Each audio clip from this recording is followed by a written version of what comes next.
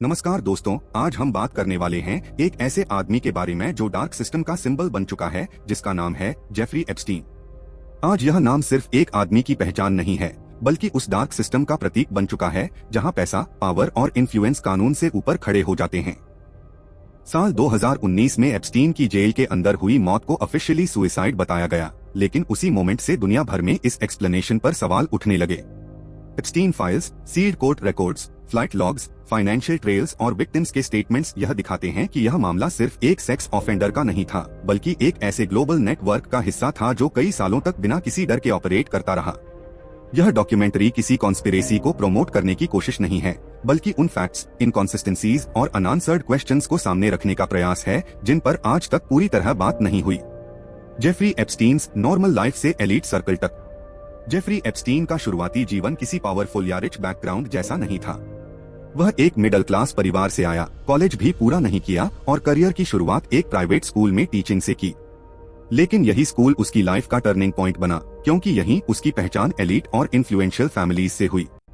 इन्हीं कॉन्टैक्ट्स के जरिए एप्स्टीन को उस दुनिया में एंट्री मिली जहां पावर ओपनली नहीं बल्कि क्वाइटली ऑपरेट करती है। कुछ ही समय में एप्स्टीन वॉल स्ट्रीट के आसपास दिखाई देने लगा और बिना किसी क्लियर सक्सेस स्टोरी के खुद को financial adviser to the ultra rich बताने लगा, जबकि न कोई पब्लिक क्लाइंट लिस्ट थी और न ही कोई ट्रांसपेरेंट फंड स्ट्रक्चर। अचानक आई दौलत और बेहिसाब रिसोर्सेस। एप्स्टीन की वेल्थ कभी भी लॉजिकली एक्सप्लेन नहीं हो पाई। Private jets, luxury mansions, New York, Florida और पेरिस में प्रॉपर्टीज, एक प्राइवेट आइलैंड और फुल टाइम सिक्योरिटी, यह सब किसी कन्वेंशनल फाइनेंस करियर से मैच नहीं करता। इन्वेस्टिगेटिव जर्नलिस्ट्स ने बार बार सवाल उठाया कि एप्स्टीन का पैसा आया कहां से, लेकिन हर बार जवाब या तो वेग रहा या पूरी तरह गायब। लेकिन उसकी लाइफस्टाइल यह साफ संकेत देती है कि एप्स्टीन सिर्फ पैसा नहीं कमा रहा था, बल्कि वह ऐसे सिस्टम का हिस्सा था जहां इन्फ्लुएंस को करेंसी की तरह इस्तेमाल किया जाता है। Elite connections of Epstein. Epstein के कॉन्टैक्ट्स में पॉलिटिशियंस, बिलियनियर्स, रॉयल्टी, साइंटिस्ट्स और सेलिब्रिटीज तक शामिल थे। फोटोज, पार्टी गेस्ट लिस्ट्स और फ्लाइट लॉग्स यह दिखाते हैं कि एप्स्टीन एलीट सोसाइटी के इनर सर्कल में फ्रीली मूव करता था। यह अपने आप में शॉकिंग नहीं है, लेकिन शॉकिंग यह है कि इतने गंभीर आरोपों के बावजूद ये कनेक्शंस कभी सीरियसली इन्वेस्टिगेट नहीं किए गए। यहीं से सवाल उठता है कि क्या एप्स्टीन को इसलिए प्रोटेक्ट किया गया क्योंकि वह पावरफुल लोगों के बहुत करीब था। एप्स्टीन आइलैंड, लक्सुरी आइलैंड के पीछे छुपा अंधेरा। लिटिल सेंट जेम्स, जिसे एप्स्टीन आइलैंड कहा जाता है, बाहर से एक ड्रीम वेकेशन डेस्टिनेशन जैसा लगता था, लेकिन विक्टिम्स की गवाही ने इस जगह की एक बिल्कुल अलग और डरावनी तस्वीर सामने रखी। आरोपों के अनुसार अंडरएज गर्ल्स को यहाँ ट्रैफिक किया गया, उन्हें ग्रूम किया गया और पावरफुल गेस्ट्स के लिए अब्यूज का शिकार बनाया गया। आइलैंड पर स्ट्रिक्ट सिक्योरिटी, लिमिटेड कम्युनिकेशन और कंप्लीट आइसोलेशन था। सर्वाइवर्स के अनुसार वहां से बाहर निकलना आसान नहीं था और रेजिस्टेंस करने पर साइकोलॉजिकल प्रेशर डाला जाता था। विक्टिम्स की आवाज जो सालों तक दबाई गई। एप्स्टीन केस में सबसे ज्यादा अनदेखी विक्टिम्स की हुई। कई विक्टिम्स ने सालों पहले अथॉरिटीज को शिकायत दी थी, लेकिन या तो उनकी बात इग्नोर कर दी गई या फिर लीगल सेटलमेंट्स के जरिए दबा दिया गया। नॉन डिस्क्लोजर एग्रीमेंट्स ने उन्हें चुप रहने पर मजबूर कर दिया, जिससे वे खुलकर अपनी कहानी सामने नहीं ला सकी। यह पैटर्न दिखाता है कि सिस्टम किस तरह पावरफुल के लिए काम करता है और कमजोर की आवाज को दबा देता है। एप्स्टीन फाइल्स, सील्ड सच की परतें। एप्स्टीन फाइल्स कोई सिंगल डॉक्यूमेंट नहीं है। यह court records, emails, financial transfers, flight logs और सील्ड टेस्टिमोनीज का एक बड़ा कलेक्शन है। इन फाइल्स में कई ऐसे नाम जुड़े होने की बात कही जाती है जिन्हें पब्लिक डोमेन में लाने से हमेशा बचा गया। जब कुछ डॉक्यूमेंट्स अनसील हुए, तब भी उनके लार्ज पोर्शंस रिडैक्टेड थे, जो इस बात का संकेत देता है कि एप्स्टीन केस में स्टेक्स बेहद ऊंचे थे। Flight logs of Epstein. Epstein का प्राइवेट जेट, जिसे लोलिता एक्सप्रेस कहा जाता था, इन्वेस्टिगेटर्स के लिए एक क्रूशियल एविडेंस बन गया। फ्लाइट लॉग्स यह दिखाते हैं कि कौन, कब और कितनी बार एप्स्टीन के साथ ट्रैवल करता रहा।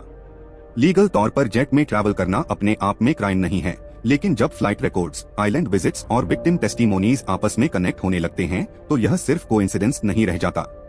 Blackmail theory. कई जर्नलिस्ट्स और इन्वेस्टिगेटर्स का मानना है कि एप्स्टीन का असली बिजनेस ब्लैकमेल था।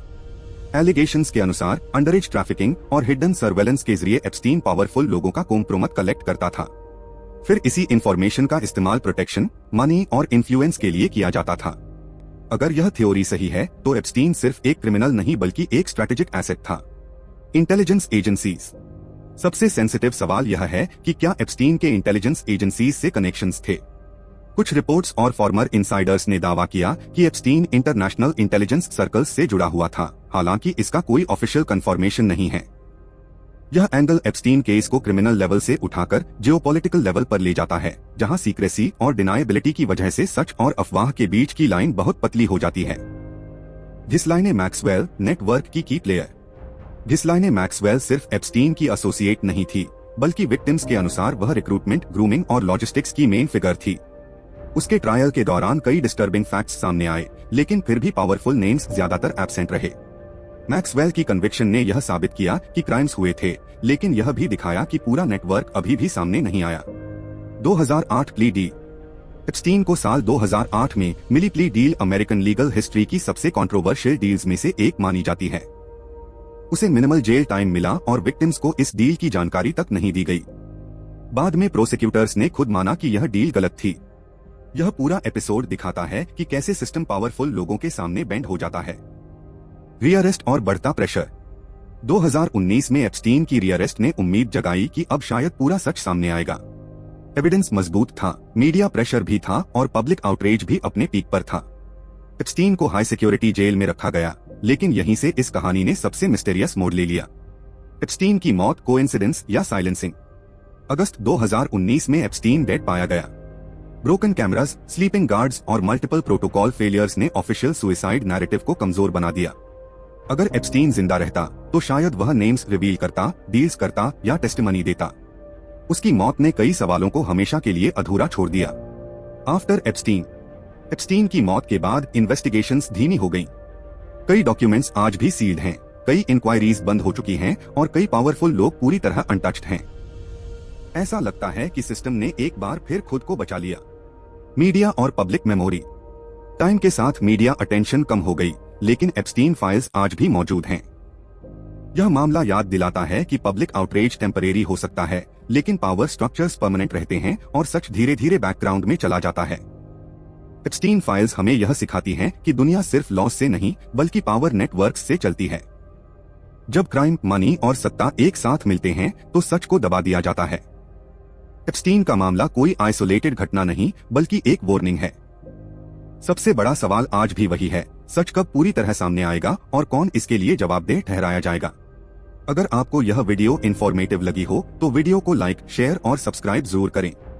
कमेंट में बताइए कि क्या एप्स्टीन फाइल्स के और डार्क सीक्रेट सामने आएंगे कि नहीं। और ऐसी डीप एनालिसिस डॉक्यूमेंट्री वीडियोस के लिए स्टे ट्यून्ड।